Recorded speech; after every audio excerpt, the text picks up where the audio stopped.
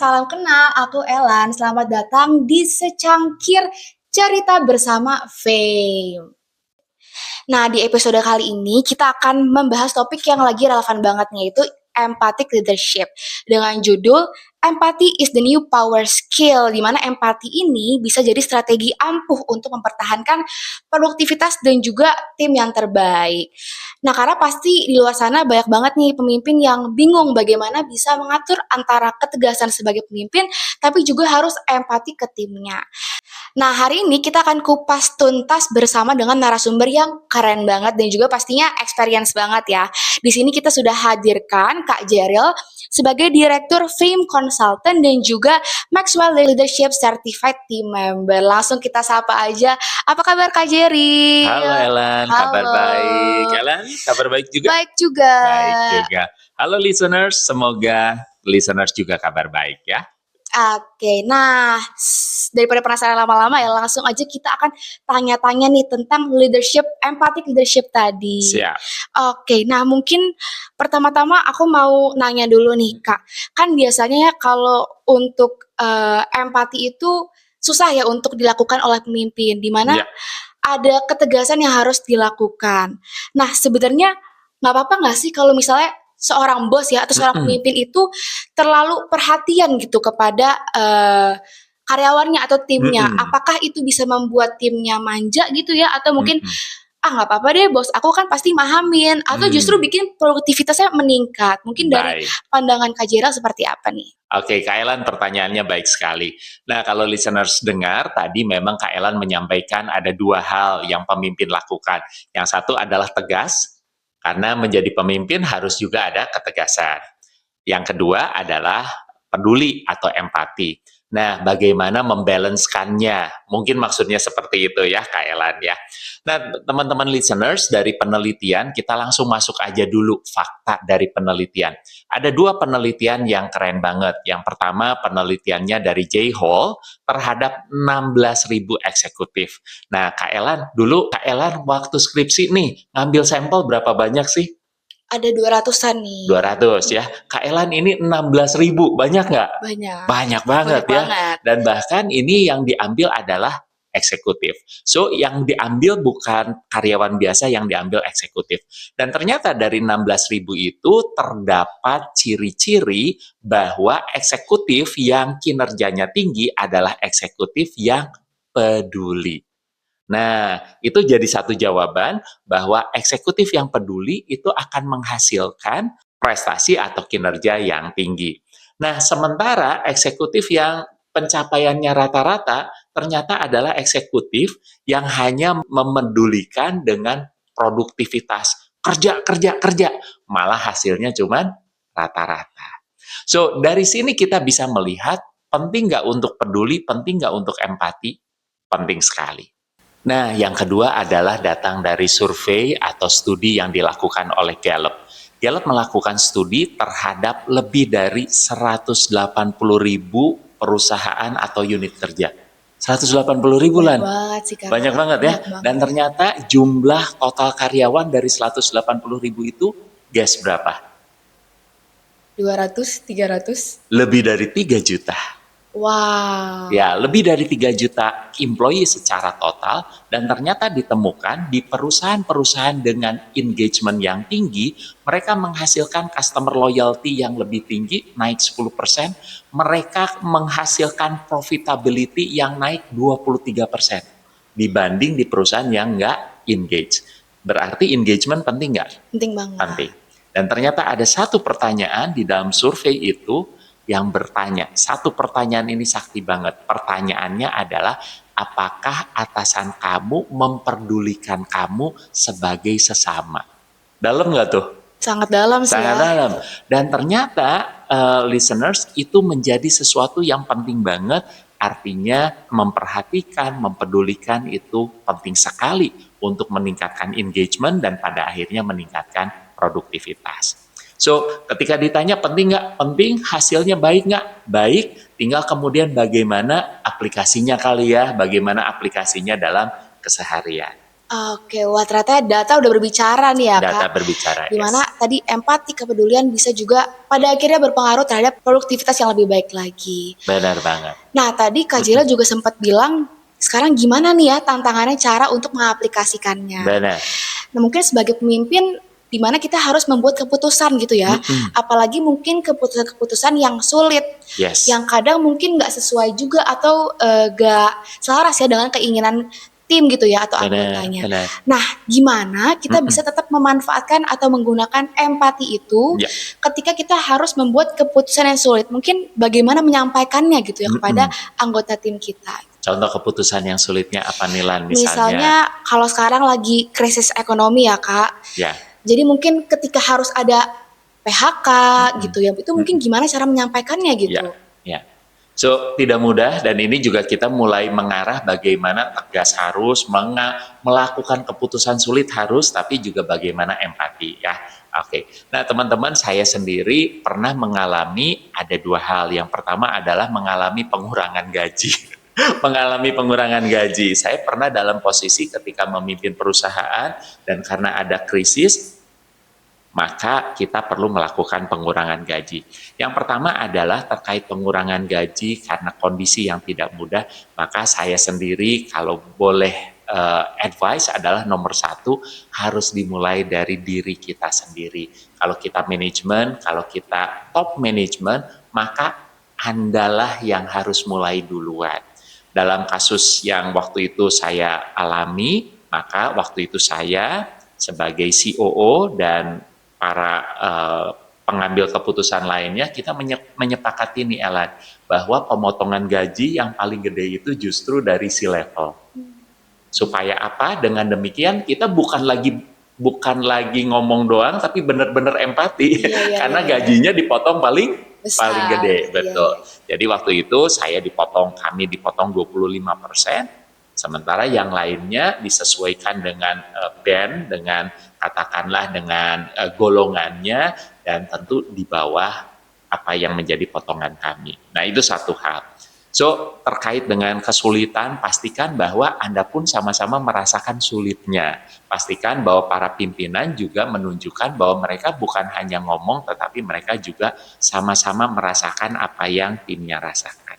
Dan tentu ini akan menolong supaya timnya juga moralnya terdukung gitu ya. Nah, itu satu.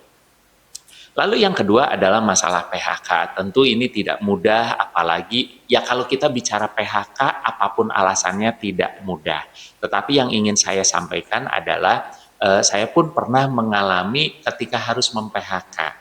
Nah, mungkin ini bukan karena krisis, tetapi ini adalah karena tindakan yang memang tidak sesuai dengan standar ketentuan yang diharapkan. Nah, apa yang harus dilakukan ketika kita menghadapi hal tersebut? Saya rasa PHK apapun itu menjadi langkah terakhir. Rasanya ya, kalau dalam kondisi krisis ekonomi, PHK jadi opsi terakhir setelah melakukan mungkin potong gaji, pengurangan-pengurangan, dan lain sebagainya. Sama juga terkait tindakan indisiplinary atau tindakan-tindakan yang memang tidak sesuai, maka PHK menjadi langkah terakhir setelah SP1, SP2, SP3, dan seterusnya sesuai peraturan yang berlaku. Yang bisa dilakukan adalah ini dia, empati itu artinya memahami apa yang dirasakan, tapi bukan berarti pembenaran.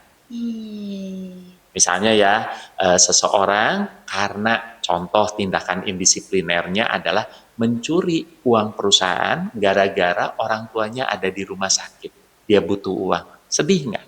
Sedih pastinya. Sedih. Empati adalah merasakan rasa ketidakberdayaan dari rekan kita, mungkin rasa sedih karena ayahnya di rumah sakit, tapi empati bukan berarti kita menyetujui atau membenarkan tindakan penggelapan uang. Nah, ini kisah yang real terjadi. Bukan di perusahaan saya, tetapi tentu di tempat yang saya tahu. Lalu, apa yang harus kita lakukan? Sebagai pemimpin harus tegas enggak? Harus. Harus melakukan tindakan yang sesuai dengan peraturan? Harus. Waktu itu tindakannya adalah memang harus diberhentikan. Tetapi yang membedakan adalah caranya. Nah, ketika kita memahami, ketika kita menyadari bahwa itu tidak mudah, maka tentu nih Ellen, kita juga menyampaikannya dengan tetap memberikan penguatan, tidak menjelek-jelekan, tidak menghakimi, dia tahu dia sudah salah. Nah, jadi teman-teman, para listeners, ketika itu harus dilakukan, lakukanlah, tapi tentu lakukan dengan kita sudah bisa merasakan apa yang dia rasakan, dan mungkin kalau teman-teman mau melakukan lebih, ya kita bisa menolong. Nah, dalam kasus yang saya pernah alami, yang saya alami langsung adalah setelah kita melakukan PHK, mungkin kita bisa bantu misalnya rekan-rekan ada yang saweran untuk memberikan bantuan kepada orang tersebut, ataupun dengan cara yang lainnya membantu mencarikan pekerjaan yang lebih cocok dengan karakteristiknya. Nah, itu hal-hal yang bisa kita lakukan sebagai tambahan. Tetapi yang paling utama, empati bukan berarti pembenaran. Oke, jadi mungkin memang empati tadi yang awal ya, mulainya dari Yes. harus dari pemimpinnya sendiri gitu ya, Benar, dari benar. manajemennya. Yes. Kemudian kalau memang mungkin bisa melakukan tindakan tambahan gitu ya, Betul. tadi bisa mencari opsi-opsi lain, jalur Yes. lain supaya dia bisa juga terbantu seperti itu Benar, ya Kak. benar. Oke, jadi mungkin empati ini gak cuma paham, tapi kalau bisa lebih lanjut bisa membantu juga ya Kak. Benar sekali. Oke, nah tadi Kak Jeril juga bilang kalau misalnya ada kebingungan juga ya, misalnya antara ketegasan, terus juga dengan harus empati kayak gitu ya, dimana mungkin agak pemimpin bingung tuh Kak, gimana caranya membatasinya atau membalansinya. Nah, gimana sih caranya supaya pemimpin itu tetap tegas terhadap karyawan yang mungkin dalam tanda kutip memanfaatkan gitu ya kepedulian atau perhatian atau empati dari pemimpinnya ini. Mungkin jadi cenderung lebih santai gitu ya, atau kerjanya malas-malasan karena ada label pemimpin aku empati kayak gitu. Mungkin boleh dari Kak Jila seperti apa nih? Ya, baik. Ya, mungkin kayaknya Ellen harus tanya anggota tim saya. Saya empati dan apakah saya bisa dimanfaatkan ya? Ya, pertanyaan yang bagus, namun saya pikir yang paling utama adalah bagaimana pemimpin itu harus berani, salah satunya berani tegas. Nah, kalau tadi Ellen bertanya, mungkin nggak dimanfaatkan, jawabannya mungkin sekali. Tapi karenanya tugas kita sebagai pemimpin nomor satu harus tahu lapangan. Nah, maksudnya harus tahu lapangan seperti apa. Nah, Ellen begini nih, kalau kita sendiri hanya tahunya berdasarkan report, tanpa kita ngecek, tanpa kita memperhatikan, tanpa kita memahami, tanpa kita juga cari ngumpulin bareng, cari feedback rame-rame, mungkin kita bisa banget untuk kita dimanfaatkan. Dibilang lagi ada masalah A, masalah B, masalah C, ya kita iya-iya aja, percaya-percaya aja, jadinya sangat bisa dimanfaatkan. Jadi yang pertama adalah pastikan teman-teman tahu lapangan, teman-teman lakukan cross check, teman-teman observasi, dan kalau memang ternyata ada indikasi bahwa rekan kita ini tidak melakukan performance atau kinerja yang kita harapkan, dan ini ada suspeknya males-malesan dan taking it for granted, maka harus berani untuk menegur.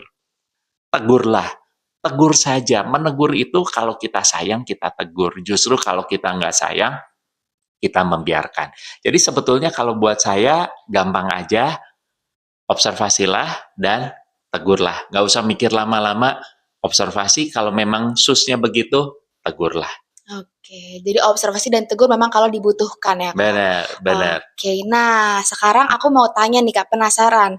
Kalau kita lihat dari sisi loyalitas, Yes. apakah berpengaruh ya dan seberapa besar sih pengaruh pemimpin yang empatik, yang peduli Yes. gitu terhadap kenyamanan dan juga loyalitas dari karyawan terhadap timnya tersebut seperti itu. Dan lebih jauh lagi, gimana caranya nih supaya talenta-talenta terbaik gitu ya dari tim kita tetap stay di kita dengan empati kita gitu ya, supaya tidak mungkin berpindah gitu ya ke kompetitor lain seperti itu. Wow, pertanyaannya satu tapi cabangnya banyak ya, cabangnya ada 3 kalau nggak salah Langsung ya. dalam. Oke, saya coba bahas sedikit-sedikit ya. Tadi Ellen bertanya bagaimana caranya, apakah empati ini kemudian menumbuhkan loyalitas ya. Betul. Nah, teman-teman, saya mau cerita, ini pengalaman personal. Ini pas lagi baru terjadi mungkin dalam beberapa hari lalu atau dalam 1-2 minggu belakangan. Saya bertanya kepada rekan saya, salah satu tangan kanan saya tanya, "Hei, kamu merasa apakah saya dan direktur lain itu berempati sama kamu?" Nah, Elan, saya langsung tanya begitu, Elan. Saya tanya, "Kamu merasa enggak?"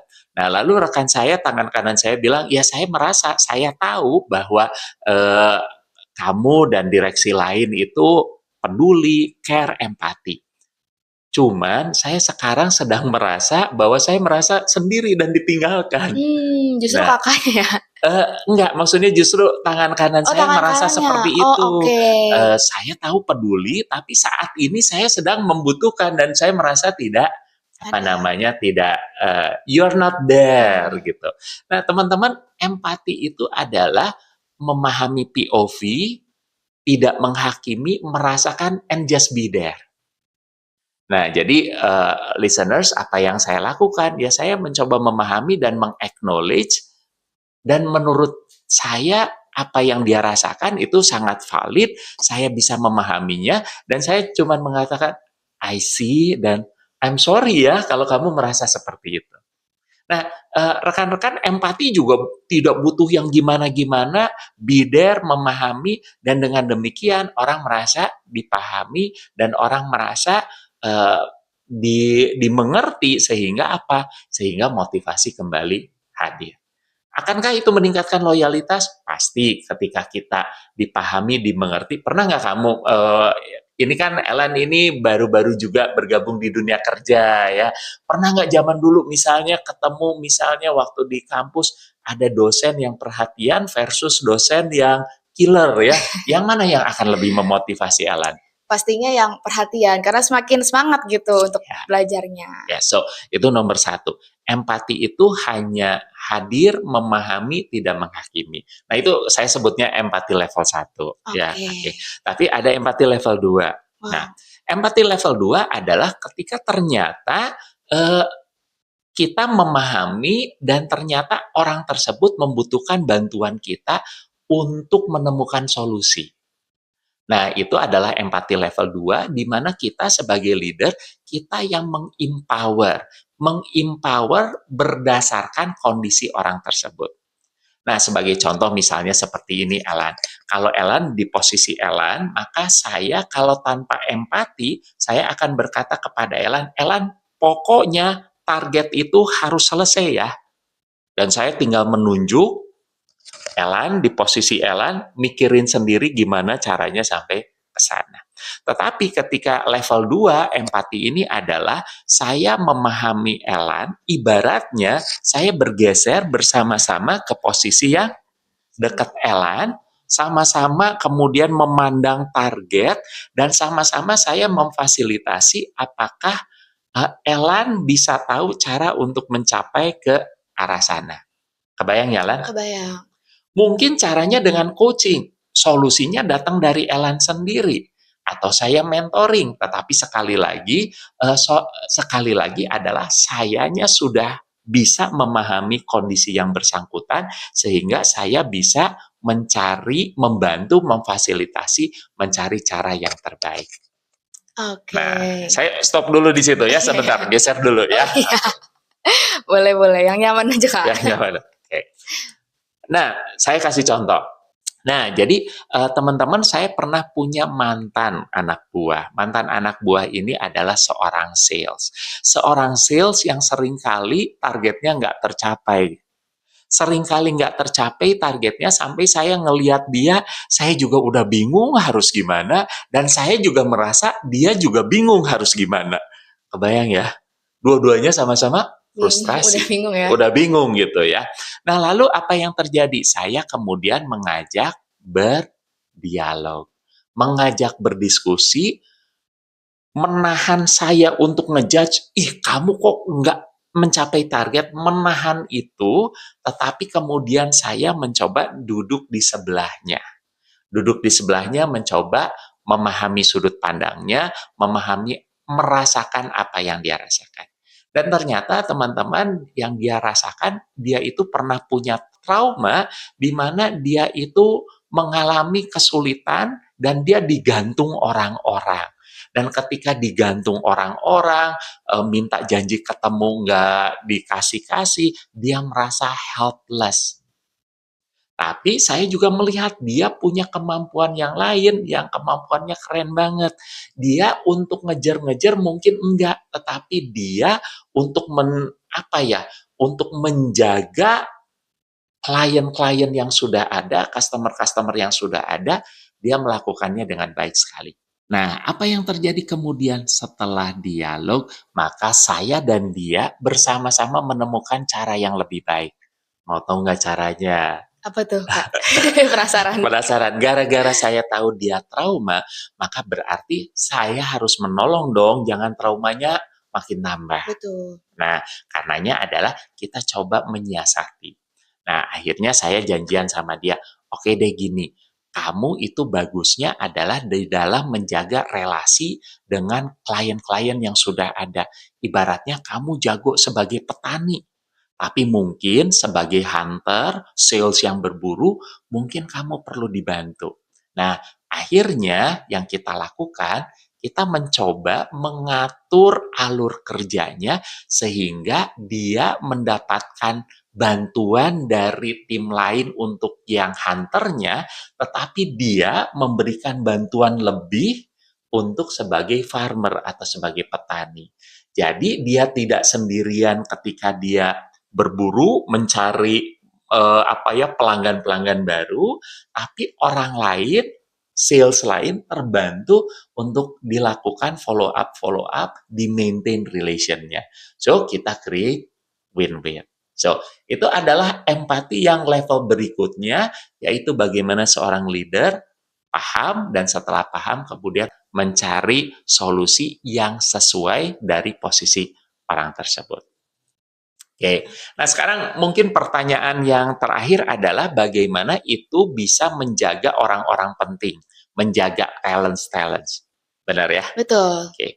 Nah, rekan-rekan yang ingin saya sampaikan adalah kita tidak perlu segala masalah kita jadiin empati.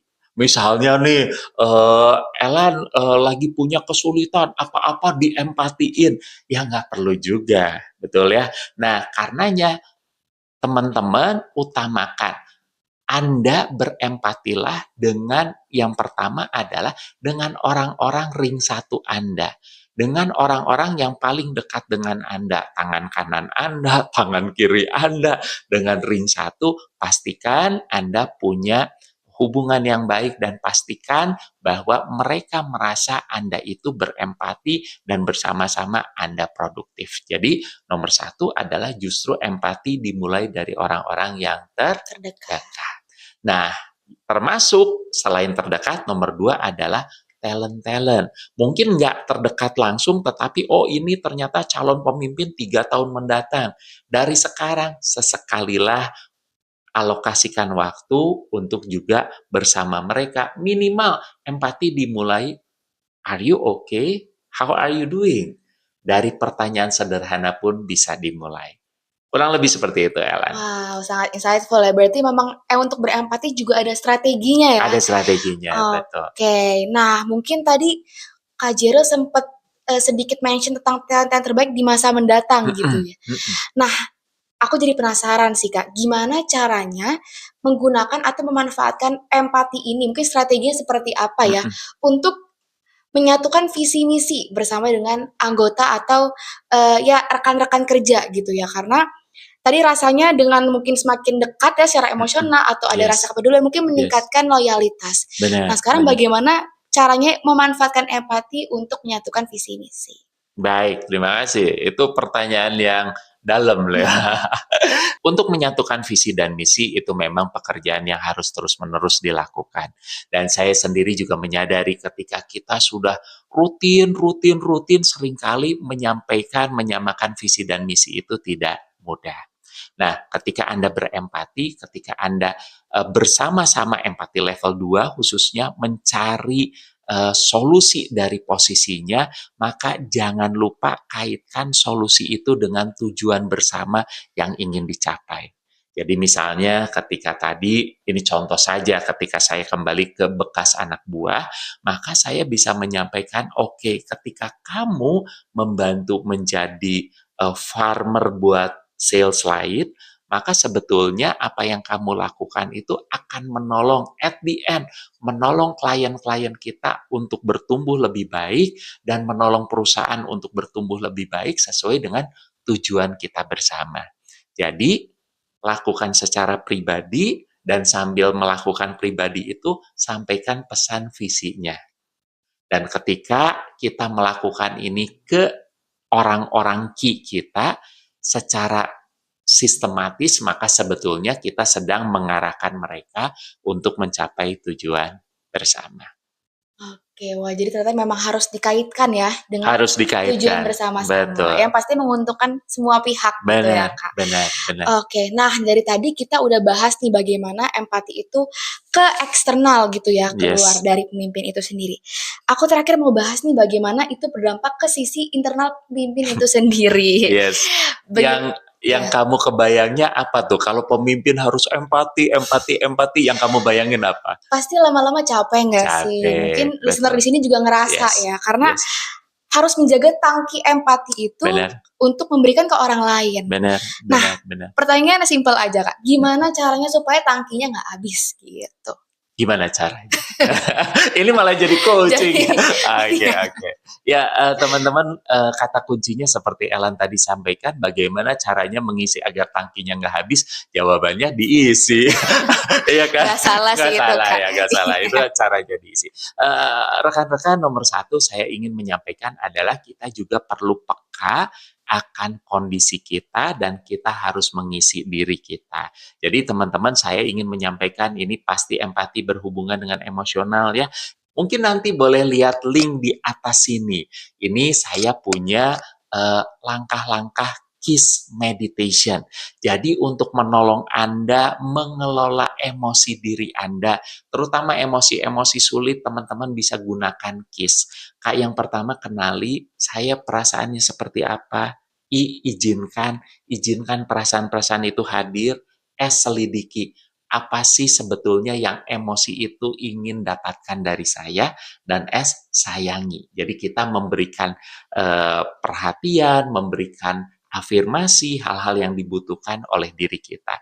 Jadi nomor satu, kita juga perlu pandai mengelola, yaitu salah satunya bisa menggunakan KISS meditasi.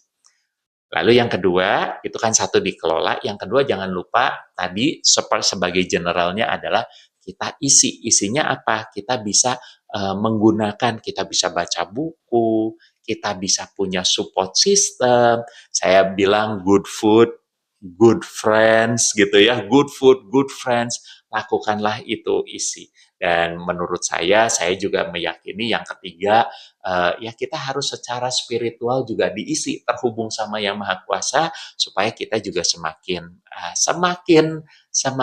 bisa untuk berbagi dengan orang lain. Nah, saya pikir itu penting, dan terakhir adalah saya mungkin kasih beberapa hal yang harus kita waspadai ya. Jadi kalau Anda merasa sudah indifferent, udahlah masa bodoh, cuek aja, apapun yang dilakukan cuek aja, bisa berarti itu tangki Anda sudah kosong, Habis. sudah habis. Karenanya Anda perlu berhati-hati. Nah, itu nomor satu, kalau Anda sudah kosong, Anda indifferent, Anda harus ingat Anda perlu mengisi. Itu adalah sisi kalau udah terlalu kosong gitu ya. Tapi juga saya akan berbagi sedikit tambahan kisi-kisi. Apa cirinya kalau ternyata kita juga terlalu berempati. Belum kosong tapi terlalu berempati. Contohnya adalah kalau kita melakukan pembiaran SOP yang tidak sesuai, kita biarin atas dasar kasihan, itu udah Sering nggak tuh benar, biasanya ya. udah salah ya. Kalau kita melakukan pembiaran, artinya kita sudah salah. Kalau kita tidak berani menegur, itu artinya kita sudah salah. So, saya berharap kisi-kisi ini menolong. Jadi kalau sudah indifferent, berarti kita harus terus-menerus mengisi. Lalu kalau kita sudah terlalu membiarkan atau kita sudah nggak berani negur, berarti kita sudah overuse it. Seperti itu, Ellen. Oke, wah jadi memang empati ini harus digunakan secara tepat ya, sesuai porsinya ya Kak. Yes, Karena bisa kekurangan, bisa juga berlebihan sama-sama menyebabkan hal yang tidak diinginkan tidak baik, pastinya. benar-benar. Oke, wah memang juga mungkin bisa teman-teman lihat juga ya metode KISS yang tadi Kak Jero Yes, sebutkan. Wah, jadi kita udah banyak banget bahas nih ya terkait dengan empathic leadership dan sangat-sangat insightful ya dari diskusi ini. Mungkin yes, teman-teman listeners jadi tahu juga bahwa empati ini bukan jadi kelemahan tapi jadi kekuatan ya ya. untuk pada akhirnya bisa memimpin tim dengan lebih baik lagi. Terima kasih banyak Pak Jeril atas waktunya dan juga Terima kasih banyak, sharingnya. Ellen. Semoga teman-teman juga bisa merasakan manfaatnya dan bisa menggunakan empatinya dalam memimpin timnya sendiri. Kalau gitu, aku Elan pamit undur diri. Sampai bertemu di podcast Secangkir Cerita bersama Fame lainnya. Dadah! Jika perusahaan Bapak Ibu ingin mengembangkan empathic leadership bagi para pemimpinnya, boleh banget untuk menghubungi Fame Consultant. Untuk kontaknya bisa lihat di deskripsi box.